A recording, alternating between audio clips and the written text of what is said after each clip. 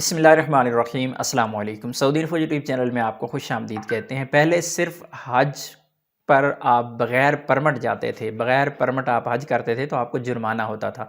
लेकिन अभी अगर आप बग़ैर परमिट मस्जिद हराम में दाखिल होने की कोशिश करेंगे, नमाज के लिए, उम्रा के लिए या तवाफ़ के लिए, तो आपको जुर्माना होगा। आने वाले वक्त में होने वाला क्या है, उसके लिए आपको मोहतात होना पड़ेगा, क्योंकि सऊदी अरेबिया ने अब बहुत ज़्यादा नरमियाँ कर दी हैं बहुत ज़्यादा चीज़ों में। अब ज़रूरी नहीं है कि आप मस्जिद अल हराम जा रही हैं और हर जगह पे आपसे परमिट चेक किया जाए, जिस तरह आज से 5 महीने 6 महीने पहले चेक होता था। सख्ती थी, एक एक बंदे को चेक किया जाता था, हर एक चीज़ वेरीफाई की जाती थी। अभी क्योंकि तादाद बढ़ा दी गई है, बाहर से उम्रा ज़ायरीन आ रही हैं मस्जिद अल हराम में, और इसी तरह जो लोकल हैं वो मस्जिद अल हराम में नमाज के लिए अलहदा परमिट ले रहे हैं, तवाफ़ के लिए अलहदा परमिट मिल रहा है, उम्रा के लिए अलहदा परमिट मिल रहा है, तो तादाद बढ़ गई है।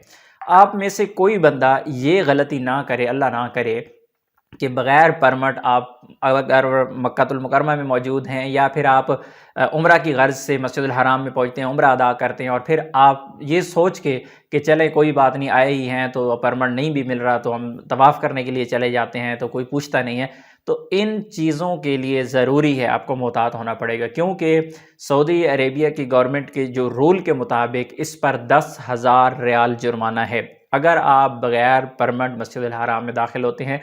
और परमिट आपके पास है, मसलन आपके पास परमिट उम्रा का है, आपने उम्रा अदा कर लिया, वो परमिट आपका एक्सपायर हो गया, उसके बाद अगर आपने तवाफ़ करना है तो नए सिरे से आपको परमिट लेना पड़ेगा।